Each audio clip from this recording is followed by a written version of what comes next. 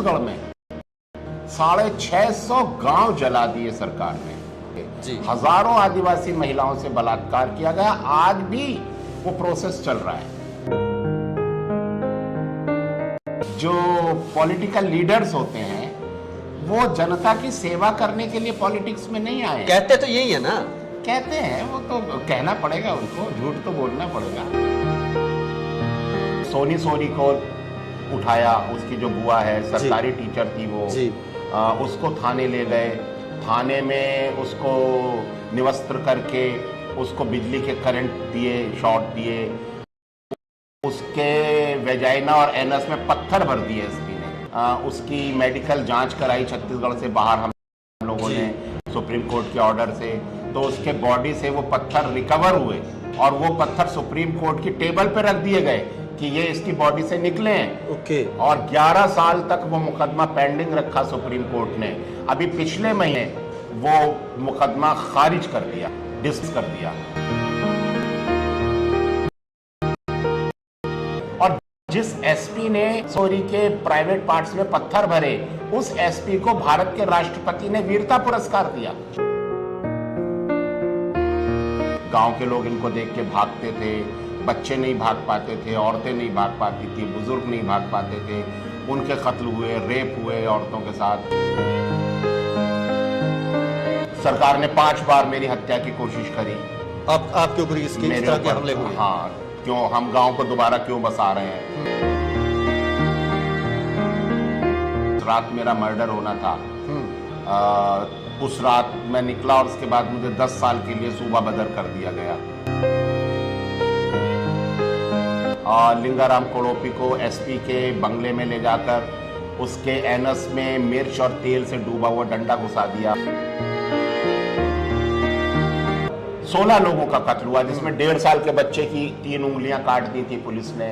वो माँ की गोद में था, माँ के सिर में चाकू मार दिया, उसकी नानी के ब्रेस्ट काट दिए, 8 साल की मौसी की गर्दन काट दी, दादा का पेट फाड़ दिया, नाना का।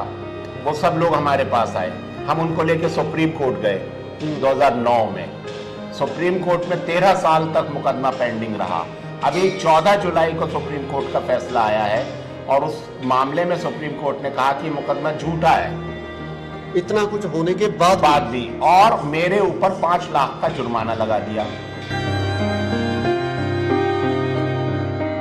मैंने डिक्लेयर कर दिया मैं जुर्माना नहीं दूंगा, आप मुझे जेल में डाल दो। अभी आप जुर्माना नहीं दिया। वो 4 हफ्ते का टाइम दिया था, 4 हफ्ते पूरे हो गए, 11 अगस्त को पूरे हो गए। मैंने सुप्रीम कोर्ट को बोल दिया आप मुझे जेल में डाल दो। अगर आपको लगता है इंसाफ मांगना एक जुर्म है तो मैं सजा भुगतूंगा, लेकिन आपके सामने झुकूंगा नहीं।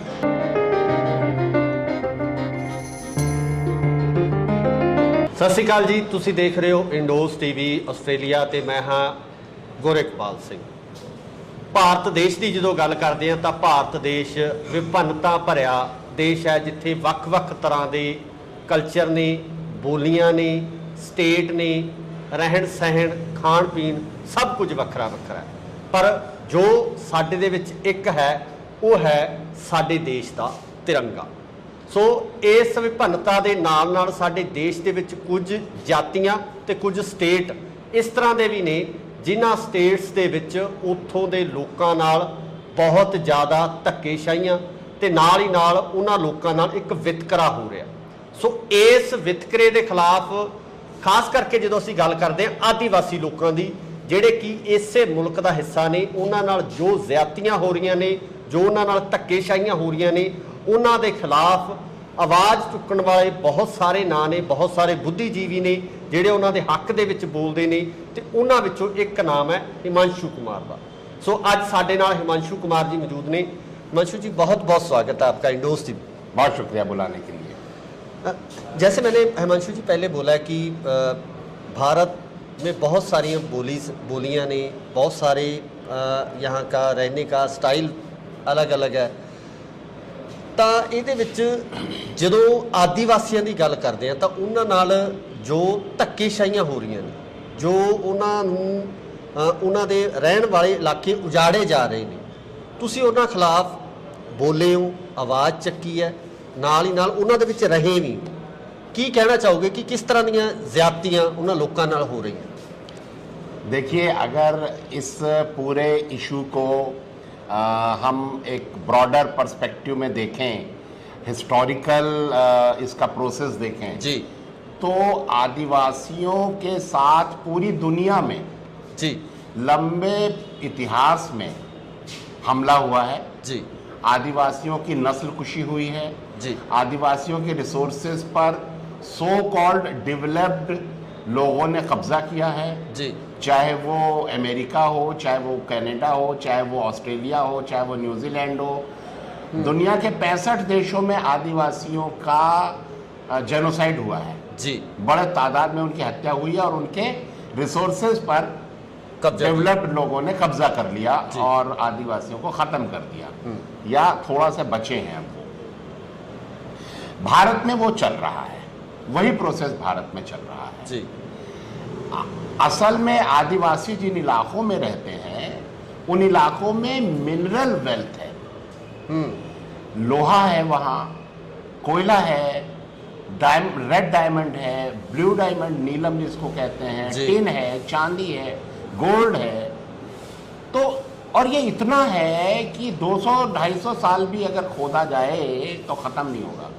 ओके, इस खजाने पर बड़े बड़े पूंजीपतियों की नज़र है, तो वो सरकारों को रिश्वत देके आदिवासियों को वहां से भगाकर, निकालकर, मारकर, डराकर, हमले करवाकर, सरकारी फौजों का इस्तेमाल करके, सीआरपीएफ पुलिस का इस्तेमाल करके आदिवासियों को मारते हैं, भगाते हैं, उनके घर जलाते हैं। छत्तीसगढ़ में 650 गांव जला दिए सरकार ने जी, आदिवासियों के। हजारों आदिवासी महिलाओं से बलात्कार किया गया, आज भी वो प्रोसेस चल रहा है जी, सरकारी जुल्म का। तो ये आदिवासियों का एक जिसको कहते हैं ज्योग्राफिकल, उनके ऊपर ये कर्स हो गया, ये एक बदकिस्मती हो गई वो वहां पे पैदा हुए, वेल्थ के ऊपर बैठे हैं जी। इसलिए हमारे लालच के लिए उनके ऊपर हम जबर कर रहे हैं, जुल्म कर रहे हैं, वायलेंस कर रहे हैं। एक सरकार होती है, सरकार का काम होता है कि अपने जो बशिंदे हैं उनको पूरा उनका ख्याल करना, उनको प्रोटेक्शन देना, उनको बचाना। तो सरकार ऐसा कर क्यों रही है? जैसे आपने बताया कि नज़र पूंजीपतियों की है, लेकिन सरकार अपने बशिंदों को छोड़कर पूंजीपतियों की तरफ क्यों खड़ी हो रही है? देखिए, जो सरकार बनती है, जो पॉलिटिकल लीडर्स होते हैं, वो जनता की सेवा करने के लिए पॉलिटिक्स में नहीं आए। कहते तो यही है ना, कहते हैं, वो तो कहना पड़ेगा उनको, झूठ तो बोलना पड़ेगा। वो दरअसल पैसा कमाने, अनलिमिटेड पैसा कमाने, मतलब हजारों करोड़ रुपया कमाने। ऐसा नहीं कि 2-4 करोड़ में उनका भूख मिट जाती है जी। हजारों करोड़ की प्रॉपर्टीज इनके पास होती है। कौन देता है? गरीब जनता तो चंदा करके देती नहीं है। ये पैसा इनको कॉरपोरेट्स, पूंजीपति देते हैं, चुनावों में देते हैं और बाद में भी देते रहते हैं। पुलिस को पैसा देते हैं, ब्यूरोक्रेट्स को पैसा देते हैं, और फिर ये लोग मिल करके संविधान को रौंदते हैं, कानून को ख़त्म करते हैं, इंसानियत का परवाह नहीं करते, और फिर उसके बाद पूरी जालिम तरीके से आदिवासियों के संसाधन को कब्जा करते हैं। जैसे मैंने आपको बताया, छत्तीसगढ़ में सलवा जुड़ुम के नाम से सन 2005 में ये एक पूरा मिलिट्री ऑपरेशन शुरू किया था वहाँ की छत्तीसगढ़ की बीजेपी सरकार ने, जिसमें 650 गाँव को जला दिया था। हज़ारों आदिवासी औरतों के साथ बलात्कार हुए, हज़ारों आदिवासी नौजवानों का कत्ल हुआ, हज़ारों निर्दोष आदिवासियों को जेलों में ठूंस दिया गया, और अभी भी छत्तीसगढ़, झारखंड, उड़ीसा, बंगाल की जेलें निर्दोष आदिवासियों से भरी हुई है।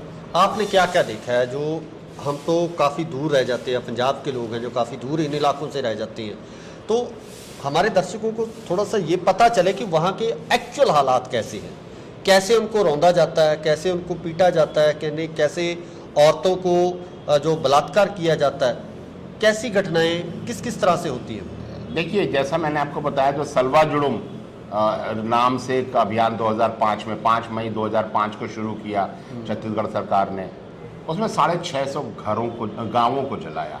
उसमें ये लोग गांव में जा कर के हमला करते थे, सीआरपीएफ, और वहाँ पुलिस के लोग जाते थे। पुलिस, सीआरपीएफ और लोकल गुंडों को बंदूकें दी गई।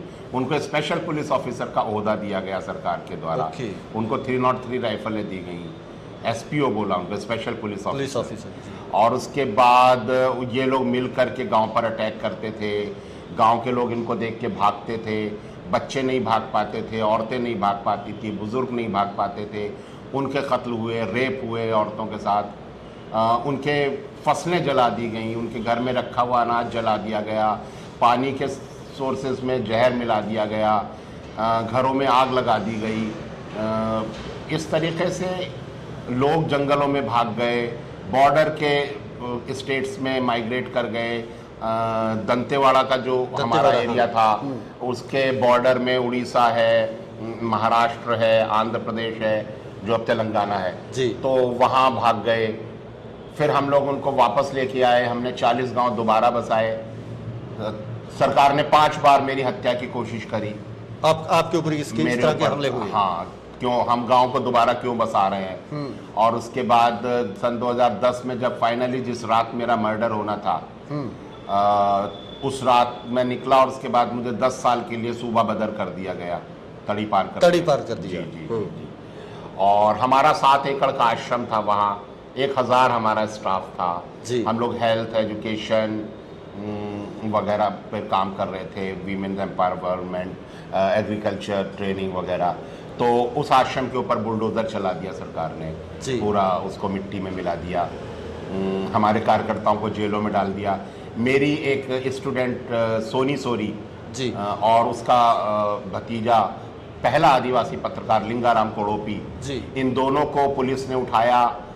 लिंगाराम कोड़ोपी को एसपी के बंगले में ले जाकर उसके एनस में मिर्च और तेल से डूबा हुआ डंडा घुसा दिया। उसकी इंटेस्टाइन फट गई, उसको 2.5 साल के लिए जेल में डाल दिया। फिर सोनी सोरी को उठाया, उसकी जो बुआ है, सरकारी टीचर थी वो, उसको थाने ले गए। थाने में उसको निवस्त्र करके उसको बिजली के करंट दिए, शॉट दिए। उसके वेजाइना और एनस में पत्थर भर दिए एसपी ने। और फिर उसको जेल में डाल दिया। फिर हम लोगों ने सुप्रीम कोर्ट में शिकायत करी, उसकी मेडिकल जांच कराई छत्तीसगढ़ से बाहर हम लोगों ने सुप्रीम कोर्ट के ऑर्डर से। तो उसके बॉडी से वो पत्थर रिकवर हुए, निकाले गए और वो पत्थर सुप्रीम कोर्ट की टेबल पे रख दिए गए कि ये इसकी बॉडी से निकले हैं। और 11 साल तक वो मुकदमा पेंडिंग रखा सुप्रीम कोर्ट ने। अभी पिछले महीने वो मुकदमा खारिज कर दिया, डिसमिस कर दिया, कोई इंसाफ नहीं दिया। और जिस एसपी ने सोनी सोरी के प्राइवेट पार्ट्स में पत्थर भरे, उस एसपी को भारत के राष्ट्रपति ने वीरता पुरस्कार दिया। तो ये इंतहा है जुल्म की। फिर मेरे पास लोग आए कि हमारे परिवार के लोगों का पुलिस ने कत्ल कर दिया, सीआरपीएफ के लोग भी शामिल थे। 16 लोगों का कत्ल हुआ, जिसमें 1.5 साल के बच्चे की 3 उंगलियां काट दी थी पुलिस ने। वो माँ की गोद में था, माँ के सिर में चाकू मार दिया, उसकी नानी के ब्रेस्ट काट दिए, 8 साल की मौसी की गर्दन काट दी, दादा का पेट फाड़ दिया, नाना का। वो सब लोग हमारे पास आए। हम उनको लेके सुप्रीम कोर्ट गए 2009 में। सुप्रीम कोर्ट में 13 साल तक मुकदमा पेंडिंग रहा। अभी 14 जुलाई को सुप्रीम कोर्ट का फैसला आया है और उस मामले में सुप्रीम कोर्ट ने कहा कि मुकदमा झूठा है। इतना कुछ होने के बाद भी और मेरे ऊपर 5 लाख का जुर्माना लगा दिया इसी केस के लिए कि आपने जो सबमिशन दिया है गलत सबमिशन दिया। आप कोर्ट में क्यों आए? अब पुलिस ने तो कार्रवाई कर दी थी, पुलिस ने तो एफआईआर लिख ली थी। आपको पुलिस की कार्रवाई पर भरोसा करना चाहिए था। आपने सुप्रीम कोर्ट आके हमारा टाइम वेस्ट किया। तो हमने कहा कि इस मामले में तो पुलिस एक्यूज्ड है जी, और सुप्रीम कोर्ट का ही फैसला है कि जिस मामले में पुलिस एक्यूज्ड है उस मामले की जांच पुलिस नहीं कर सकती। तो हम पुलिस की कार्रवाई पे कैसे भरोसा करेंगे जी? हम तो आपके पास आए थे ये कहने की आप जांच कराइए। आपने जांच क्यों नहीं कराई? और बिना जांच कराए आपको सपना आ गया कि ये मामला झूठा है जी, और फिर आप 5 लाख का जुर्माना लगा रहे हो। तो आप ये कह रहे हो कि इंसाफ मांगना जुर्म है। तो हम आपको जुर्माना नहीं देंगे। मैंने डिक्लेयर कर दिया, मैं जुर्माना नहीं दूंगा, आप मुझे जेल में डाल दो। अभी आप जुर्माना नहीं दिया। वो 4 हफ्ते का टाइम दिया था, 4 हफ्ते पूरे हो गए, 11 अगस्त को पूरे हो गए। मैंने सुप्रीम कोर्ट को बोल दिया, आप मुझे जेल में डाल दो। अगर आपको लगता है इंसाफ मांगना एक जुर्म है तो मैं सजा भुगतूंगा, लेकिन आपके सामने झुकूंगा नहीं। मैं गलत बात कबूल नहीं करूंगा। ये गलत बात है कि आपने एक तो इंक्वायरी नहीं कराई और आपने सरकार के दबाव में बदमाशों को बचाने के लिए यह फैसला दिया है कि मुकदमा झूठा है, जांच कराए बिना। तो वो अब मेरे ऊपर गिरफ्तारी की एक तरीके से तलवार क्या फंदा कस दिया गया है, लेकिन मैं बिंदास हूं, मुझे कोई डर नहीं है जेल जाने का। लेकिन हम जुल्म के सामने झुकेंगे। हिमांशु जी, बहुत सारे ऐसे लोग हैं आप जैसे जिन्होंने जुल्म के खिलाफ आवाज उठाई, बहुत बोले, उन सभी को पकड़ के जेल में डाल दिया गया। ठीक है, ये तो हर दौर में हुआ है।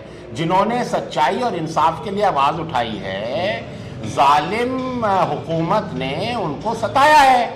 चाहे सुकरात हो, चाहे हमारे गुरु लोग हैं, उन सबको उस समय की जालिम हुकूमतों ने सताया है, लेकिन वो झुके थोड़ी। तो जुल्म के सामने झुकना तो हम लोगों की फितरत नहीं है। नहीं, अगर आप जेल में चले जाते हो तो जिन लोगों को आपने ये सभी चीज़ें बतानी है, जिनके सामने ये अपना पक्ष रखना है, क्योंकि संविधान को हम मानते हैं कि सबसे बड़ा किसी देश का संविधान होता है जिससे इंसाफ होता है, तो आपको लगता है कि वो उस संविधान की जो कानून है उसकी पालना सुप्रीम कोर्ट में या और कोर्ट में हो रही है? नहीं हो रही। इस समय हमारे कोर्ट इंसाफ के सबसे बड़े कातिल हैं। हमारे कोर्ट और जजेस इंसाफ का कत्ल कर रहे हैं। कोर्ट को नाइंसाफी का अड्डा बना दिया गया है। भारत में इतने नाइंसाफियां हो रही हैं और कोर्ट किसी मामले में जनता के पक्ष में फैसला नहीं दे रहा है। दलितों पर हो रहे हैं, आदिवासियों पर हो रहे हैं। आप देख रहे हैं मुसलमानों के घरों पर बिना कोर्ट की प्रोसीडिंग के बुलडोजर चला दिए जा रहे हैं और कोर्ट बोल नहीं रहा है। सरकार को सजा देने का हक नहीं है कानूनन, वो कोर्ट ही दे सकता है, लेकिन बिना कोर्ट की कार्रवाई के अब मुसलमानों के घरों पे बुलडोजर चलाया जा रहा है। कोर्ट को दिखाई नहीं दे रहा है। कोर्ट सुमोटो कॉग्निजेंस लेकर के सरकारों को नोटिस नहीं दे सकता जी, नहीं दे रहे। तो इस समय मुसलमानों के ऊपर जुल्म के मामले में कोर्ट देख रहा है, चुपचाप बोल नहीं रहा है। आदिवासियों के ऊपर जुल्म हो रहे हैं तो कोर्ट उल्टे बदमाशों को बचा रहा है। दलितों पर हमले हो रहे हैं तो कोर्ट चुपचाप देख रहा है। स्टूडेंट्स को, अगर स्टूडेंट्स फीस कम करने की मांग करें तो जेएनयू में घुस के उनके सिर फाड़ दिए जा रहे हैं। औरतें अगर बराबरी की मांग करें तो उनको अपशब्द कहे जा रहे हैं, ये फांसीवादी जो और ये जो हिंदुत्ववादी पूरे गुट हैं इनके द्वारा। तो ये सारा कोर्ट को दिखाई नहीं दे रहा है। कोर्ट चाहे तो सुमोटो नोटिस लेकर के और सरकार की फटकार लगा सकता है, लेकिन आप पिछले लंबे समय से देख रहे हैं कोर्ट सरकार के खिलाफ कोई फैसला नहीं ले रहा। अभी बिल्किस बानो के जो रेपिस्ट थे, उसकी बेटी के हत्यारे थे, उनको गुजरात सरकार ने रिहा किया, फूल मालाएं पहनाई, मिठाई खिलाई, और सुप्रीम कोर्ट ने कहा कि गुजरात सरकार का यह फैसला वाजिब है। ये सुप्रीम कोर्ट का क्या हो क्या रहा है देश में, जैसे कि सरकार के पूरे दबाव में कोर्ट चल रहे हैं, चाहे वो सुप्रीम कोर्ट हो, हाई कोर्ट हो या लोअर कोर्ट हो, वो सरकार के पूरे प्रेशर में चल रहे हैं। आपको क्या लगता है? बिल्कुल प्रेशर में चल रहे हैं, और खुद भी वो सांप्रदायिक हैं, खुद भी वो जालिम हैं, खुद भी वो गरीब के खिलाफ हैं, माइनॉरिटी के खिलाफ हैं, अमीर के पक्ष में है। खुद इंसाफ होगा कैसे? नहीं, कहाँ मिलेगा इंसाफ? ऐसे इंसाफ नहीं होगा। ये तो अब जनता को उठ खड़ा होना पड़ेगा और इन जालिमों को इनकी औकात बतानी पड़ेगी, और इस पूरी सिस्टम को बदलने के लिए एक जोरदार मुहिम की जरूरत है। हिमांशु जी, सरकारों के पास सोर्सेज हैं, पुलिस हैं, बंदूकें हैं, टैंक हैं, आम लोगों के पास क्या है? देखिए कैसे मुकाबला करेंगे? देखिए, जनता सबसे ज्यादा ताकतवर होती है। जनता के सामने बंदूकें और टैंक की ताकत कुछ भी नहीं है, और यह इतिहास में बार बार साबित हो चुका है। इसलिए सरकार की वायलेंस के सामने तो डरना ही नहीं है, और हम लड़े जीतेंगे तभी जब हम अपने दिल से मौत और जेल का खौफ निकाल देंगे। मेरे मामले में यही हुआ है। मुझे बहुत फोन आ रहे हैं नौजवानों के, उनके मन में बहुत आकर्षण है। मेरी कोई जत्थेबंदी नहीं है, मेरे पीछे कोई संगठन नहीं है, मेरे पास कोई प्रॉपर्टी नहीं है, मेरा मकान नहीं है, मेरी जमीन नहीं है, मेरा बैंक बैलेंस नहीं है। मैं एक निहत्था अकेला आदमी हूं, लेकिन एक निहत्था अकेला आदमी सरकार से भिड़ गया, कोर्ट से भिड़ गया, सिर नहीं झुकाया। ये एक आदमी की मॉरल पावर है। तो हम अपनी मॉरल पावर के दम पर पूरी सत्ता को पीछे धकेल सकते हैं, हरा सकते हैं। ये जज्बा चाहिए, बाकी लोगों में ये जज्बा चाहिए। बिल्कुल बिल्कुल, बिना निडरता के ये लड़ाई नहीं जीता जा सकता। जो डरता है वो नहीं जीतेगा। सामने आना है। अभी आप में जो ये एक मैं देख रहा हूं कि इतना बड़ा फैसला आपके ऊपर थोप दिया गया है, उसको आपको बोल दिया गया कि कुछ समय बाद आपको जेल भी जाना पड़ सकता है, लेकिन जो आपके पास जो ये हौसला है, जो आप अभी मुस्कुरा के बात कर रहे हो, ये सब आता कहाँ से? देखिए, जिंदगी को समझने से खौफ निकल जाता है। जब हम समझते हैं कि मौत बिल्कुल इनएविटेबल है, वो तो जरूरी है। हमने कब्रिस्तान में उनकी भी कब्रें देखी हैं जो मौत से डरते थे। बिल्कुल। तो मौत से तो डरने की कोई वजह ही नहीं है। और जेल जाने से भी क्या डरना, जैसे बाहर वैसे जेल। हमारे एक कवि हैं विद्रोही जी, उनकी कविता है जी कि मुझको लगता है मेरा वतन जेल है, जब सभी कैद हैं फिर कहां जाऊंगा। क्या बात। तो हमको तो लगता है कि पूरा मुल्क एक जेल में तब्दील हो गया, जेल खाने में, और सभी कैद हैं यहाँ, सबकी जुबान पर ताले डाल दिए गए हैं। तो ऐसे में फिर जेल जाने से भी क्या फर्क पड़ेगा, जैसे बाहर है वैसे जेल में। मंशू जी, समा बदल पाएगा, बेशक लोग आजाद होंगे, बेशक। ये तो हो ही नहीं सकता कि जालिम का राज ज्यादा लंबा चल जाए। ये तो इतिहास में नहीं हुआ। जनता पलट देगी इनको, इनकी मंजियां मुंदी पाड़ देगी। आप चिंता मत करो, जल्दी समय जल्दी होगा। तो बहुत बहुत शुक्रिया हिमांशु जी, आपने हमें समय दिया और ये सभी आपने जो विचार हैं, जो खासकर उन इलाकों का जो पक्ष है वो लोगों के सामने रखा, पंजाब के लोगों के सामने अपने वो पक्ष रखा। धन्यवाद। छत्तीसगढ़ में 650 गांव जला दिए सरकार ने जी। हजारों आदिवासी महिलाओं से बलात्कार किया गया, आज भी वो प्रोसेस चल रहा है। जो पॉलिटिकल लीडर्स होते हैं वो जनता की सेवा करने के लिए पॉलिटिक्स में नहीं आए। कहते तो यही है ना, कहते हैं, वो तो कहना पड़ेगा उनको, झूठ तो बोलना पड़ेगा। सोनी सोनी को उठाया, उसकी जो बुआ है, सरकारी टीचर थी वो, उसको थाने ले गए। थाने में उसको निवस्त्र करके उसको बिजली के करंट दिए, शॉट दिए, उसके वेजाइना और एनस में पत्थर भर दिए एसपी ने। उसकी मेडिकल जांच कराई छत्तीसगढ़ से बाहर हम लोगों ने, सुप्रीम कोर्ट के ऑर्डर से। तो उसके बॉडी से वो पत्थर रिकवर हुए और वो पत्थर सुप्रीम कोर्ट की टेबल पर रख दिए गए कि ये इसकी बॉडी से निकले हैं। ओके। और 11 साल तक वो मुकदमा पेंडिंग रखा सुप्रीम कोर्ट ने। अभी पिछले महीने वो मुकदमा खारिज कर दिया, डिसमिस कर दिया। और जिस एसपी ने सोनी सोरी के प्राइवेट पार्ट्स में पत्थर भरे, उस एसपी को भारत के राष्ट्रपति ने वीरता पुरस्कार दिया। गांव के लोग इनको देख के भागते थे, बच्चे नहीं भाग पाते थे, औरतें नहीं भाग पाती थी, बुजुर्ग नहीं भाग पाते थे। उनके कत्ल हुए, रेप हुए औरतों के साथ। सरकार ने 5 बार मेरी हत्या की कोशिश करी। आपके ऊपर इस तरह के हमले हुए? हाँ, क्यों हम गांव को दोबारा क्यों बसा रहे हैं? रात मेरा मर्डर होना था। उस रात मैं निकला और उसके बाद मुझे 10 साल के लिए सूबा बदर कर दिया गया। लिंगाराम कोड़ोपी को एसपी के बंगले में ले जाकर उसके एनस में मिर्च और तेल से डूबा हुआ डंडा घुसा दिया। 16 लोगों का कत्ल हुआ, जिसमें 1.5 साल के बच्चे की 3 उंगलियां काट दी थी पुलिस ने। वो माँ की गोद में था, माँ के सिर में चाकू मार दिया। उसकी नानी के ब्रेस्ट काट दिए, 8 साल की मौसी की गर्दन काट दी, दादा का पेट फाड़ दिया, नाना का। वो सब लोग हमारे पास आए, हम उनको लेके सुप्रीम कोर्ट गए 2009 में। सुप्रीम कोर्ट में 13 साल तक मुकदमा पेंडिंग रहा।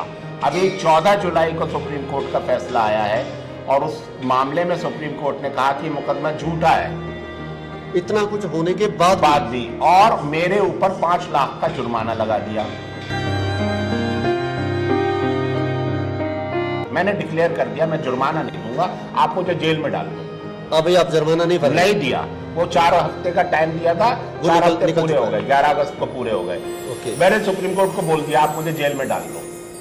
अगर आपको लगता है इंसाफ मांगना एक जुर्म है तो मैं सजा भुगतूंगा, लेकिन आपके सामने झुकूंगा नहीं।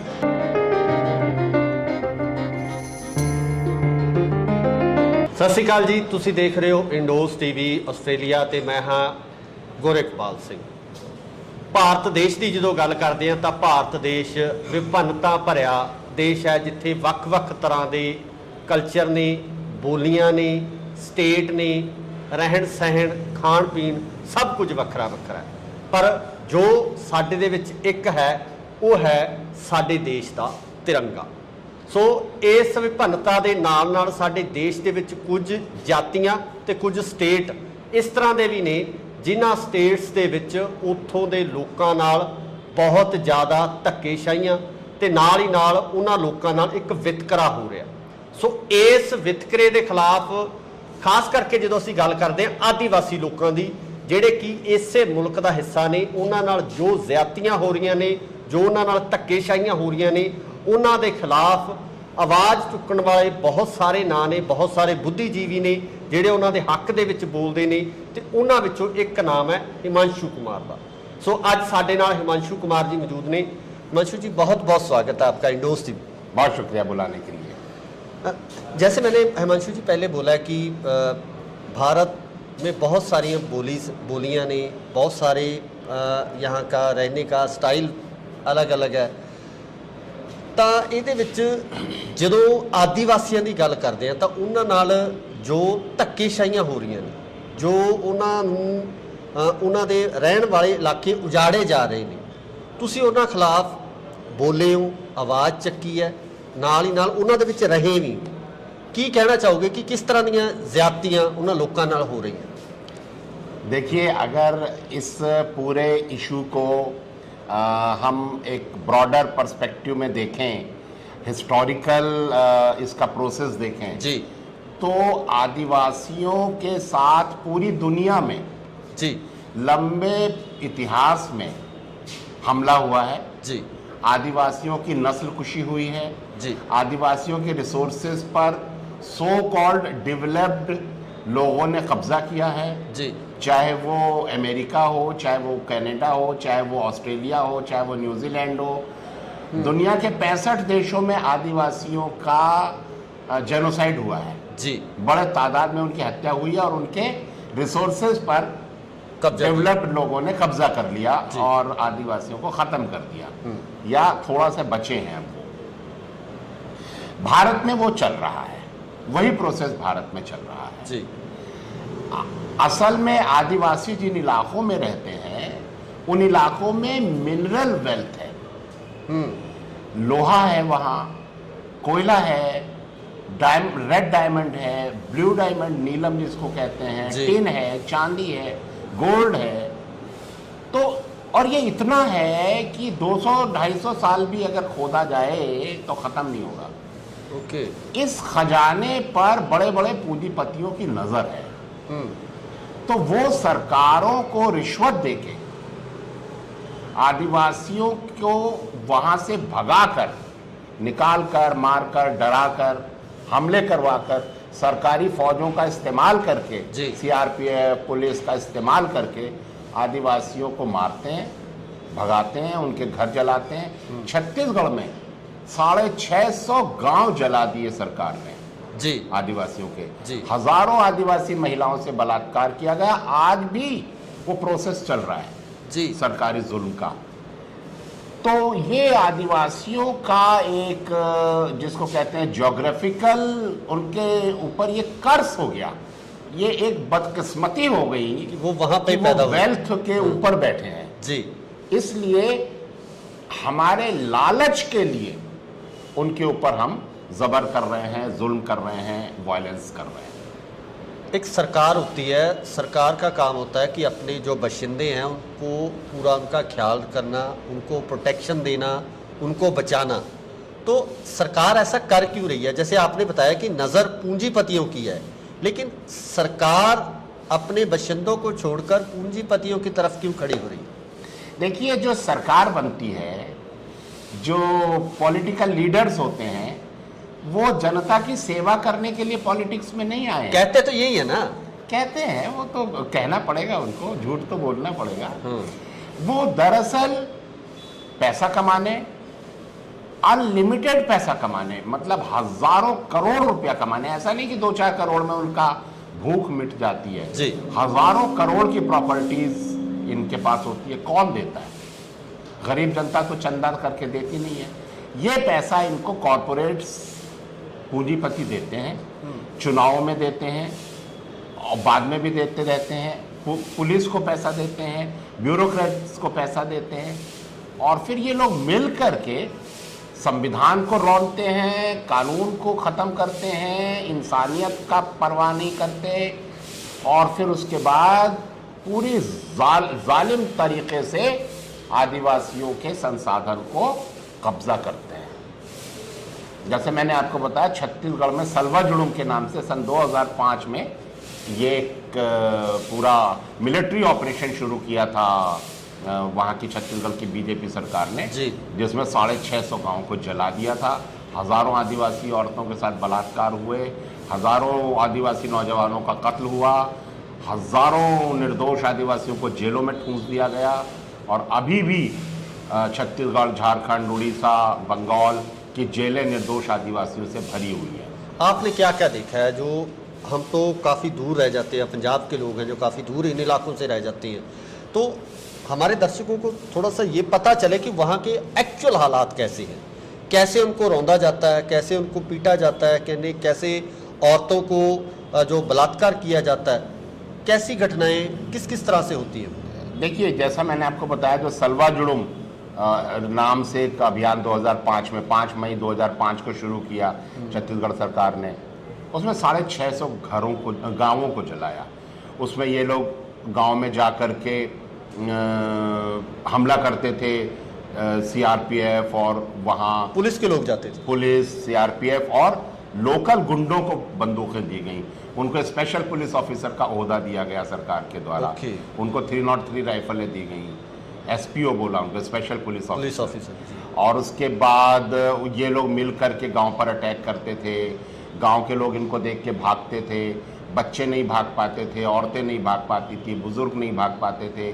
उनके कत्ल हुए, रेप हुए औरतों के साथ, उनके फसलें जला दी गई, उनके घर में रखा हुआ अनाज जला दिया गया, पानी के सोर्सेज में जहर मिला दिया गया, घरों में आग लगा दी गई। इस तरीके से लोग जंगलों में भाग गए, बॉर्डर के स्टेट्स में माइग्रेट कर गए। दंतेवाड़ा का जो हमारा एरिया था, उसके बॉर्डर में उड़ीसा है, महाराष्ट्र है, आंध्र प्रदेश है, जो अब तेलंगाना है, तो वहाँ भाग गए। फिर हम लोग उनको वापस लेके आए, हमने 40 गांव दोबारा बसाए। सरकार ने 5 बार मेरी हत्या की कोशिश करी। आपके ऊपर इस तरह के हमले हुए? हाँ, क्यों हम गांव को दोबारा क्यों बसा रहे हैं। और उसके बाद सन 2010 में जब फाइनली जिस रात मेरा मर्डर होना था, उस रात मैं निकला और उसके बाद मुझे 10 साल के लिए सूबा बदर कर दिया गया, तड़ी पार कर दिया। जी। और हमारा 7 एकड़ का आश्रम था, वहाँ 1000 हमारा स्टाफ था। हम लोग हेल्थ, एजुकेशन वगैरह पे काम कर रहे थे, वीमेन एम्पावरमेंट, एग्रीकल्चर ट्रेनिंग वगैरह। तो उस आश्रम के ऊपर बुलडोज़र चला दिया सरकार ने, पूरा उसको मिट्टी में मिला दिया, हमारे कार्यकर्ताओं को जेलों में डाल दिया। मेरी एक स्टूडेंट सोनी सोरी और उसका भतीजा, पहला आदिवासी पत्रकार लिंगाराम कोड़ोपी, इन दोनों को पुलिस ने उठाया। लिंगाराम कोड़ोपी को एसपी के बंगले में ले जाकर उसके एनस में मिर्च और तेल से डूबा हुआ डंडा घुसा दिया। उसकी इंटेस्टाइन फट गई, उसको 2.5 साल के लिए जेल में डाल दिया। फिर सोनी सोरी को उठाया, उसकी जो बुआ है, सरकारी टीचर थी वो, उसको थाने ले गए। थाने में उसको निवस्त्र करके उसको बिजली के करंट दिए, शॉट दिए, उसके वेजाइना और एनस में पत्थर भर दिए एसपी ने, और फिर उसको जेल में डाल दिया।